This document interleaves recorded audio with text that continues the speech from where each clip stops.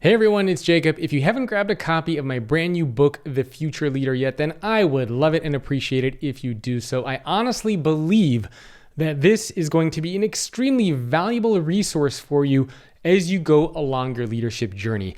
I had the opportunity to interview over 140 of the world's top CEOs from organizations like Oracle, Unilever, Best Buy, MasterCard, KPMG, Verizon, and over 130 others. I've actually gotten lots of emails and comments from people saying that they believe that this book is the blueprint for current and aspiring leaders to lead in a post-COVID world.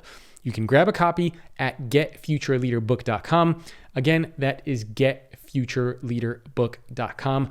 I'm sharing this again now because I think as a result of the events of 2020, what's been going on over the last 12 to 16 months, leadership has changed forever. But why has it changed? How has it changed? And what does that mean for you, your teams, and your organization? That's exactly what I explore in this book. Paul Pullman, the CEO of Unilever, actually said about my book, based on impressive research, this is the guidebook for the next generation of leaders around the world. So I hope that inspires you and motivates you to grab a copy for yourself and your teams. Again, you can do so at getfutureleaderbook.com, and you can learn why organizations around the world are using this for training their current and their aspiring leaders.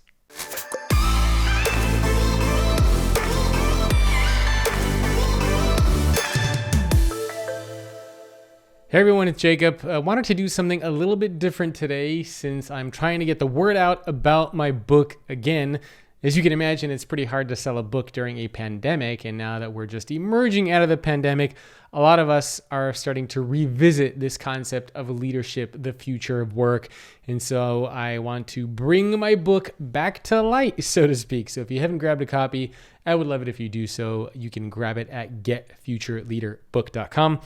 And today I actually wanted to talk about, it's one of the first things that I talk about in The Future Leader, and it's this concept of a leadership gap, a big leadership gap that we are all experiencing currently. So I'm going to go through and read just a couple pages from the beginning of the book, and I'm not going to read everything, I'll add some of my commentary in there, but I just wanted to give you guys a little bit of context around what I found when we think about leadership and why I believe we have such a big leadership gap today. So without further ado, this is some of chapter 1, part 1 from the book, The Future Leader, and this is the leadership gap. So how many leaders would you estimate are in your city? How about your country? What about all over the world? If we're going to look at the future leader, then it's important for us to know just how many of these individuals we have now and how many we're going to have in the future. If you look in the United States alone, we have roughly 25 million supervisors and managers. That's right, 25 million with an M. And these are people who are responsible for others. This comes to around 1 in 6 Americans. In the UK, this number is also very similar. It's around 5 million, which also comes to around 1 in 6 people. McKinsey, they predict that by the year 2030, the global workforce is going to be around 3.5 billion with a B, 3.5 billion people. And in 2020, the International Labor Organization estimates a workforce that is 45% self-employed, 45%, which is massive. And this has actually been decreasing over the past few years.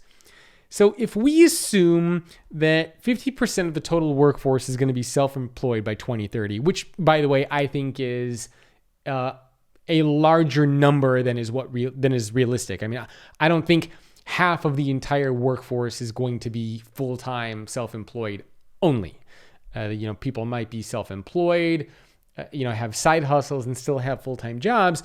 But at least over the next 8 to 10 years, I still think that most people around the world are going to have full-time jobs. But we're being conservative here. Okay, we're going with these numbers. We're being conservative. If we assume that half of the workforce by 2030 is going to be self-employed, that leaves us with roughly 1.75 billion people who will be employed. 1.75 billion people in the workforce. The number of employees per managers or supervisors is typically referred to as the span of control. I'm sure many of you have heard of this. If you're in HR, if you're a leader at your company, you have no doubt heard of this concept of the span of control, which, by the way, don't even get me started on that phrasing. I mean, how outdated and legacy. I mean, it sounds like something from the 70s and the 80s, right? The span of control. Give me a break. But anyway, I digress. It is suggested that span of control vary from around four employees per manager upwards to 20 employees per manager. So if we take that range, that means that roughly somewhere between 87,500,000 and 437,500,000 people are going to be leaders over the next 8 to 10 years. Again, 87,500,000 to 437,500,000. So that's the range that we're looking at, right? I mean, it's a pretty big range, but if you go somewhere in the middle, you're looking at 230-ish million leaders around the world over the next 8 to 10 years. Now, let's be honest, that is a lot of freaking people, okay? 250 million people on planet Earth are going to be leaders in some capacity. I mean, that's just insane. That's a lot of leaders. We also need to remember that leaders help make our world. They shape society. They fight for social causes, for injustices. They represent they decide what's going to happen to society, what's going to happen to the world that we're all a part of. So we need to make sure that we have the right leaders in positions of power if we want to create a world that we're all proud to be a part of, and if we want to create organizations where we all genuinely want, not where we need to show up to work each day.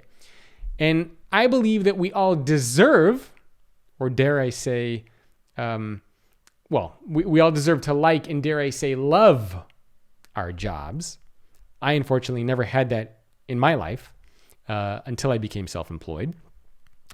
And I believe that if we want to create organizations where we all like, or better yet, love our jobs, it's going to start with having the right leaders in positions of power. And unfortunately, leaders today are, bluntly speaking, struggling.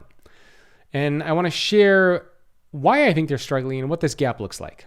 So I'm going to share a couple pieces of statistics with you. Just as I was doing research on this book, I came across some really fascinating studies that various organizations put together. And the reality is that unfortunately, most of our leaders, to be quite blunt, are simply not good. And I know that's tough love, and I know that's a hard thing to hear, but unfortunately, that's the truth. Most leaders around the world should not be leaders. They are not good at being leaders. They are not good at what they do.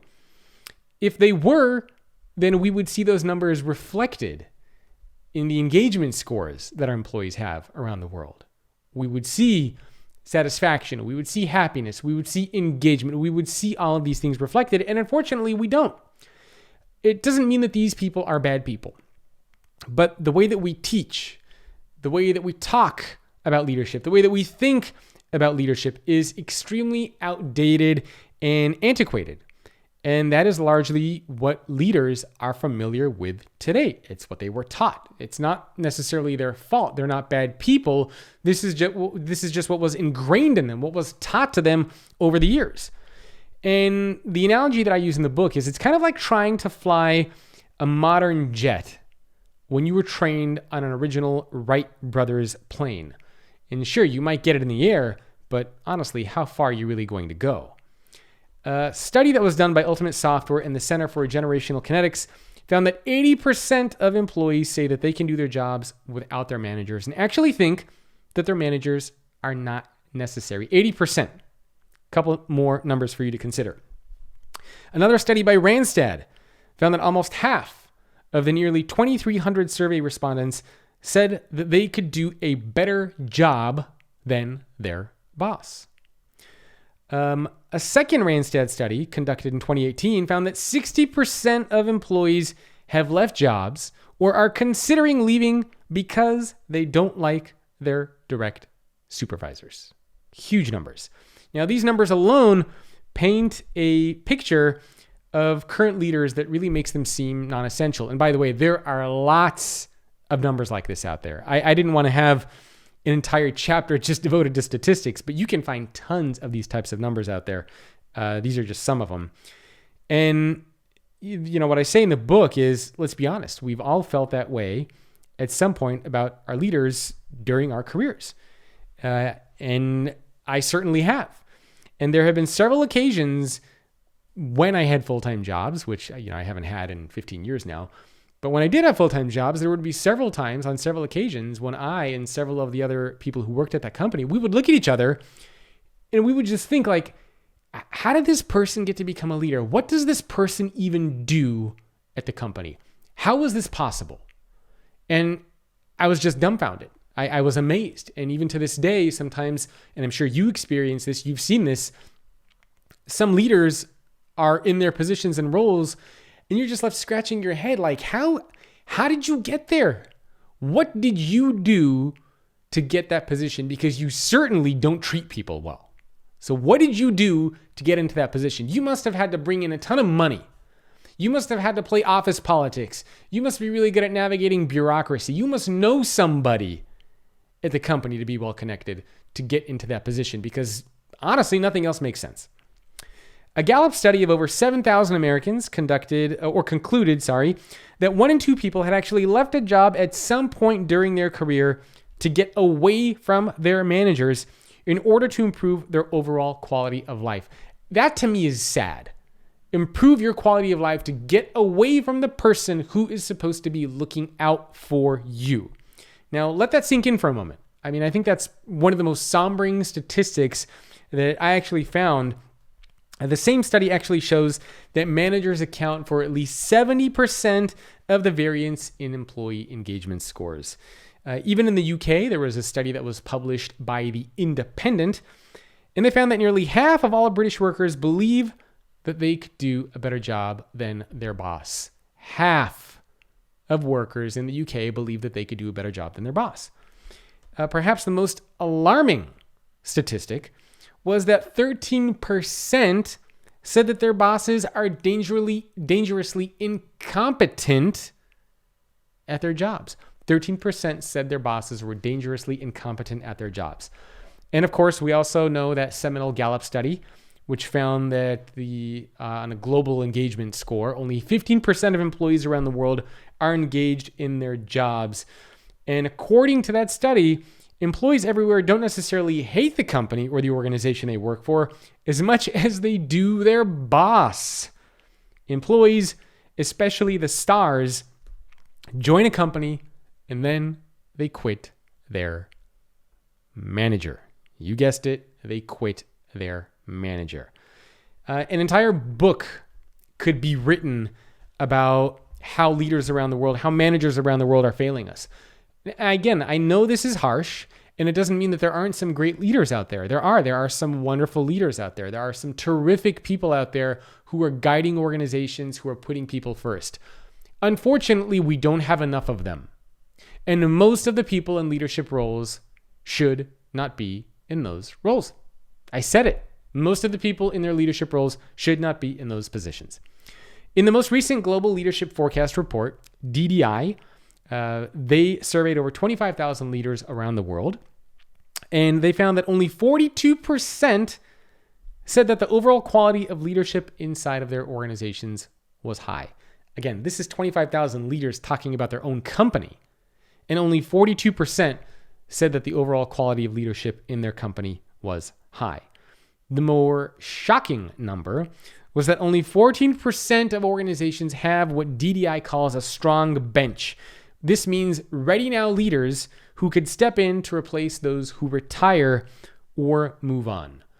And this means that if some leadership virus struck organizations around the world today and wiped out all the leaders inside of our organizations, that only 14% of organizations around the world have leaders who would be able to step in to take those roles, to take that place. And that to me is amazing. And this is what I don't get, right? I mean, a lot of organizations, they typically only teach leadership to leaders. meaning you need to earn leadership training. And the general approach is that you've been at the company for a while. You've been here for 3 years, 4 or 5 years, who knows? And now you're finally ready to get some sense or some sort of leadership training. One of the craziest things that I found in doing research for this book is that on average, most people become a leader in some capacity at some point in their 20s, mid to late 20s. You might be in retail, maybe you're responsible for 1 or 2 people, you're a supervisor, but usually most people become a leader in some capacity in their mid to late 20s. However, most people don't get any leadership training until their late 30s or early or mid 40s, which means that you might be in a leadership position for 10, 15, in some cases 20 years before the organization finally says, hey, guess what? We're going to teach you how to become a leader. And that to me is just, what else can you say? That's just stupid. Why would you put people in a leadership position and not train them how to do their jobs? Does that make any sense to anybody? Would you want to go to a doctor and have a doctor operate on you who never went to med school? Would you want a pilot flying your plane who is not a certified pilot, who's never flown a plane before? Why would you want people leading others who have never gone through any kind of leadership training? It doesn't make any sense. Based on interviews with over 140 of the world's top CEOs from organizations like Oracle, Unilever, MasterCard, KPMG, Verizon, Audi, and over 130 others, The Future Leader is the only book out there that's going to teach you the 4 mindsets and the 5 skills that you need to master to lead in the new world of work that we are all a part of, because let's face it, leadership is changing. Hubert Joly, the CEO of Best Buy, said that this book is a tour de force and that this may be the most thoroughly researched and comprehensive thought piece on leadership that is out there today. So I hope you decide to grab a copy. You can do so at getfutureleaderbook.com. You can also go there to learn more about the book and get links for yourself and your team to grab a copy. And one of the things that I think organizations need to do a better job of is you got to teach leadership development and training to everybody. Everybody has the potential to become a leader. Everybody should be a leader in some capacity. You're telling me you only want to teach things like self-awareness and empathy and communication and collaboration and dealing with conflict and thinking of strategy. Like, you only want to teach that to certain members of your team, to only a couple people at your company? Don't you think everybody would benefit from this? Don't you think your whole team would benefit from this? Your entire organization would benefit from this? Better yet, let's flip it around. Who wouldn't benefit from this? Who at your company would not benefit from leadership training? Can you think of anybody? Probably not. So I think we actually need to flip this around a little bit and let everybody have the opportunity to participate in leadership training and development programs. It doesn't make sense to have it just locked up for a couple few select secretive people who, have quote unquote earned it. I just don't believe in that. I don't think it makes any sense. In another DDI report, which was exploring the state of leadership development, half of organizations surveyed said that their leaders are not skilled to lead organizations today. And 71% said that their leaders are not ready to lead their organizations into the future. Again, I'm not making this stuff up. This is based on a survey of 25,000 leaders. This is just crazy. A study by the Center for Creative Leadership found similar results in their study, which was called, aptly, The Leadership Gap. And the authors wrote in that study, leaders are not adequately prepared for the future. Today's leadership capacity is insufficient to meet future leadership requirements, and this finding is consistent across countries, organizations, and levels in the organization. And finally, the last study that I'll mention here, it's in a report that was done called Ready Now Leaders. The Conference Board, in partnership with DDI, found that 85% of executives are not confident in their own leadership pipelines. 85% of executives are not confident in their own leadership pipelines. I mean, what do you say about that? If 85% of executives are not confident in their own leadership pipelines, what does that say about our companies? What does that say about leadership? What does that say about our training and development? What does it say how we think about leaders and leadership? It's shocking. I mean, there's no other way to describe it. Last few things for you to consider. Deloitte's most recent millennial survey collected 10,000 responses from 36 countries, and 71% of millennials said that they are expecting to leave their employment in the next 2 years because they are unhappy with how their leadership skills are being developed. 71%. Okay, that is the majority of the workforce right there. This is particularly disturbing because there's obviously an entire generation of workers who want to step into leadership roles, but the organizations are not doing anything to make that possible. You literally have people in your company who are saying, hey, I'm willing to do what it takes. Teach me. I want to do the training. I want to do the development. I want to step into those roles. And the organization is literally just putting their hand up to these employees' faces and saying, talk to the hand. Not going to happen. Not going to happen. That's what's happening inside of our organizations. So clearly something is wrong here with leadership around the world. Otherwise, these numbers wouldn't be as abysmal as they are. And again, I encourage you, do your own research. You'll find lots of these types of statistics out there. But for some reason, we just don't talk about it enough. Virtually every human indicator that we have is telling us that we have a problem. Yet most organizations and current leaders are doing nothing to address it. And I actually had somebody on my team create a funny cartoon around this. And the cartoon is a bunch of people are sitting in a car. Like pretend we're all sitting in a car and we're driving somewhere. And as we're driving in the middle of the trip, the check engine light comes on. The tire pressure light comes on. Low fuel light, the battery indicator light, the car temperature is in the red. Basically, every indicator on your dashboard is flashing and saying, hey, stop, there's a problem. Your car's going to explode. Get out. Stop driving. And imagine we're all in this car and your entire family's in this car with you. All of our families are in this car with us. And what are you going to do? Are you really just going to keep driving? If you're on a road trip with your family and you get all these indicator lights flashing, are you still going to be cruising at 75 miles per hour, going to your destination, just saying that you don't see these indicator lights? I would hope not. But that's exactly what's happening now.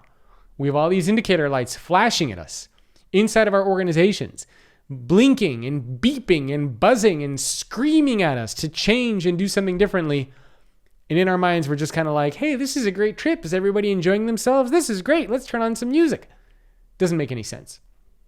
Just because you ignore it doesn't mean the problem's not there. And one day, that car is going to explode. Something bad's going to happen to it. So we're in the business world. We're just kind of on cruise control. And we need to stop. And I think that now it's time for a change. I mean, what the events of 2020 have shown us is that we need a change. We have to have a change. COVID, Black Lives Matter, everything that happened over the last 16, 18 months prove that we need to change. And there are two stories that I frequently share from executives. And I had two business leaders on my podcast a couple of years ago before COVID. Both top executives at different companies. One of these executives was fired because 300 employees at her company rose up. They went to the board and they said, you know what? This executive is not taking the issues of diversity and inclusion seriously enough. So as a board, you need to decide either she goes or we go. The 300 employees go. And guess what? The board fired this executive. They kept the 300 people instead. Another situation happened. I interviewed another executive, a multi-billion-dollar company a couple years ago. And when I interviewed him, he was telling me that the company's doing great. They're making a ton of money. They don't see any problems, no headwinds. Like, things are fantastic. COVID hit. Shortly after, his company filed for bankruptcy. I mean, in the span of 10 months, one person lost their job, another person, their entire company just vanished. So if you think that your business, your industry, that you as a leader are bulletproof, that nothing's going to happen to you, that you don't need to change, oh man, you got another thing coming. You're in for a very rude awakening. When I see the data that I just shared with you. When I see these types of statistics that are out there, I mean, I don't know about you, but I feel very angry. I feel frustrated and quite honestly sad because I've experienced this firsthand. I won't share the stories here, but I mean, many of you know my coffee story. I have several experiences like that, as did my wife. And I don't believe that we should have bad experiences working for leaders, for organizations around the world. So, it makes me angry, quite honestly. And this should make all of us angry. We should all be frustrated. We should all be upset. We should all want change to happen. And this means that today and in the future, we will live and work in a world where we have hundreds of millions of leaders who are quite simply and bluntly put bad leaders. I mean, I'm not going to sugarcoat it here. And that is unless we do something about it. So we have the opportunity to do something about it, to think differently, to change. And it's not as though we just have a million or millions of empty leadership slots. As the numbers above show, we actually have lots of people in leadership roles. We just don't necessarily have the right ones. We don't have people who have necessarily been trained. So again, these aren't like vacant spots that we're trying to fill. We have people in these spots. It's just that we don't have the right ones in those spots. And that's what we need to fix. Now, I absolutely believe that, first of all, I think their days are numbered. I think if you're a bad leader, your days are numbered. I think employees are starting to have more of a voice.